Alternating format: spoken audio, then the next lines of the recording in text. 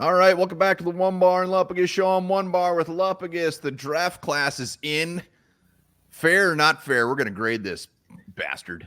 That's what everybody does. After the draft is over, we immediately slap grades on these picks on the overall class, and we're going to do it.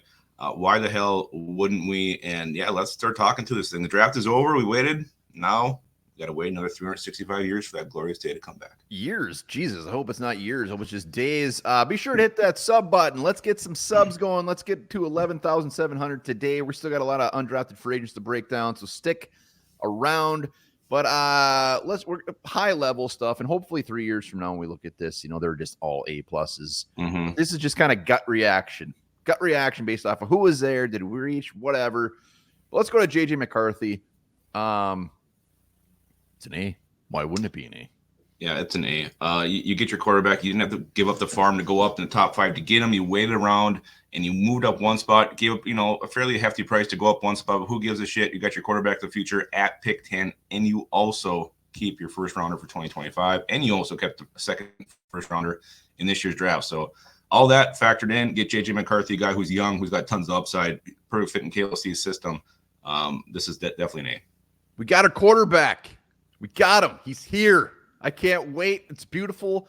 Draft, any trades with the Turner and the McCarthy and stuff, it factors into the grades and stuff. But if anything, it just raises it. It raises it for me based off of we went up, we got our guys. Compensation wasn't horrible. Love it. A, easy. Dallas Turner, A plus. Give me a break. How can this not be an A plus? Getting him at pick 17, the guy that was consistently projected to be a top 10 pick, to be the first edge guy, to be pretty much the first defensive player.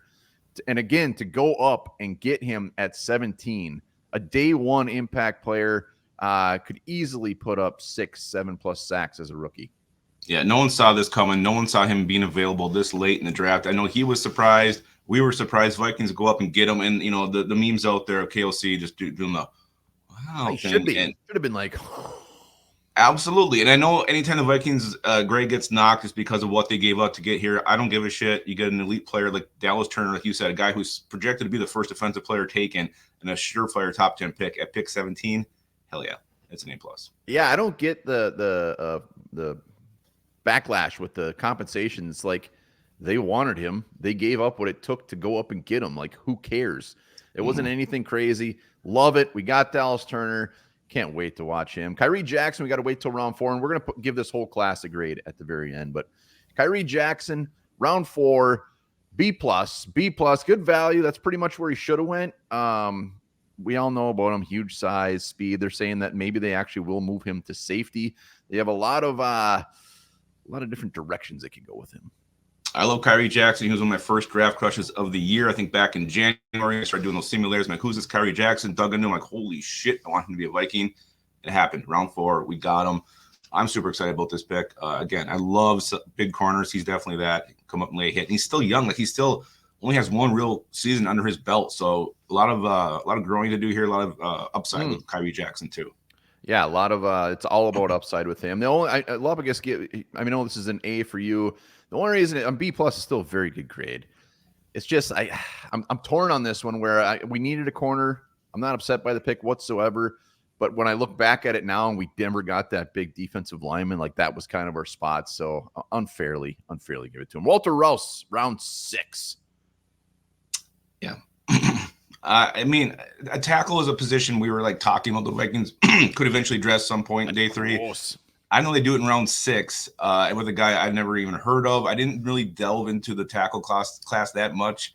But you look at what else was on the board at that time. I think there was some defensive linemen we could have used. Some receivers were there. There was other positions that had perceived better value.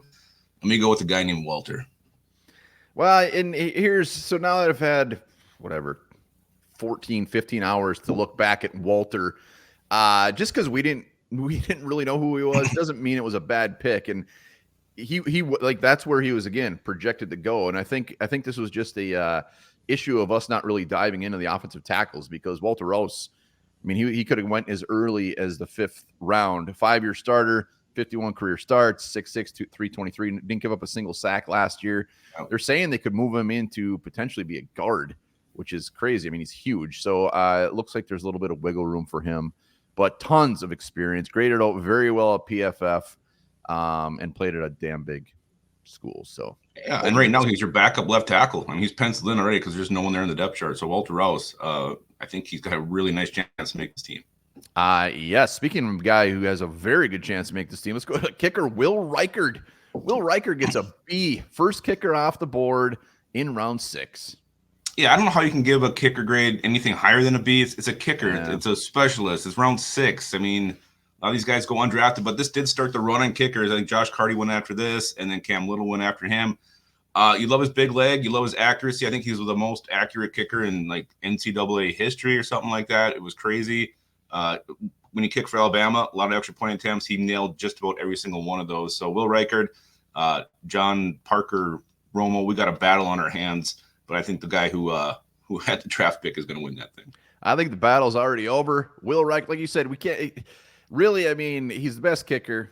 Could it have been an A? Yeah, sure. But he's a kicker. We're not giving him an A. We're gonna bump him down a grade just because we drafted one. But at least we drafted the best one in the bunch. Look forward to seeing his big hog of a leg out there. Michael Juergens. Juergens gets a C. Jergskis, center, a guy. Again, he's played guard. He played center. It looks like he's going to land at center in the NFL. Again, graded out extremely well. Had a very good combine. 3-year starter, experience, high IQ, flexibility, blah, blah, blah. He's a round 6 guy. Michael Juergens. He could very well be our next Austin Schlottman. Let's hope so. I went and looked where Draft Tech had him. He was like 330-something ranked overall prospect. So I don't know if the value was there with the Juergens or not, but I think when it comes to this point in the draft, it's scouts seeing things in these players like, hey, this guy's going to fit our system. I mean, this is them doing their deep work. So I'm going to divert to them and go with their opinion. Again, I never heard of them. It shocked me that we took them. I think there was still some other guys that we were familiar with on the board. So that's why when this happens, we take someone we don't know. It just kind of confounds us a little bit. Well, that's why I like to wait a day to do the grades. I like to dig into these guys a little bit more. Just because I haven't heard of them doesn't mean they're not like good. And when you get to round 6, round 7, it's pretty much undrafted free agent territory anyways. So it's all about upside and Jergskis. Like I said yesterday, the Vikings have had very good luck with late round centers over the years. Sullivan, Burke, Jeff Christie. I'm missing some other guys. But let's go to Levi Drake Rodriguez. Levi Drake Rodriguez, and I've been watching this dude, and I've kind of fallen in love with him. He's kind of fantastic, and he gets a D+. So I couldn't even find his school when we were trying to do the write-up on him. I mean, it was harder than hell to try to get anything on this guy. The consensus now is that he's gorgeous. He's a gorgeous human. Well, he is, and he's a big boy. He's 300 pounds, which is funny because his knock is that he's undersized. He's undersized. Obviously played at a small school. Was the Tropical Bowl MVP. He was. And the easy thing is just the issue would be the major jump in competition. That's his big knock, which it should be. 5 sacks last year. Levi Drake Rodriguez. The Vikings love this dude. They love him. Well, apparently they do. They use a draft pick on him. Again, looking at where he was ranked, I think it was like 370s. It was super low, but he was on the list. So, again, this is doing some deep diving. TAMUC. Never even heard the school.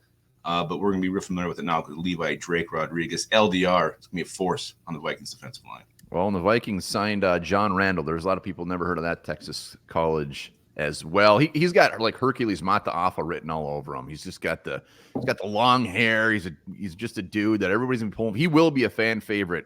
I guarantee that he's got practice squad all over him. Maybe Absolutely. Years, but Levi Drake Rodriguez. So the final grade, we want to see your grades in the comments for this. We already spoiled it day one. We said they could completely tank the rest of this draft, and it's still an A. And they didn't tank it. They did all right. Yeah. I put a minus on it. I think it's an A, just the fact you get your quarterback of the future. You also get Dallas Turner. Anything after that is icing on cake, like we had already said. You still keep your first rounder next year. I know there's not a lot of picks after that, but who gives a shit? The future is here for the Minnesota Vikings, so Kwesi definitely nailed this thing. And again, it just all goes back to day one for me, what they did. Nothing was going to change that grade. And when you look at the experts' grades out there, which we're going to be doing a video on, breaking them down, it's all over the board. You're seeing a lot of anything from like C+ to A's. So a lot of people definitely have their opinions on it.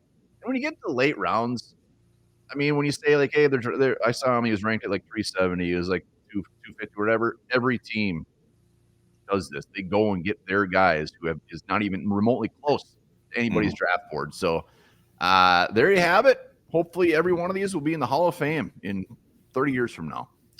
No doubt about that. Let us know your grades for this Vikings draft class in the comments below. Definitely hit the subscribe button if you have not yet done it. And remember this, the world's most expensive coffee is made from poop.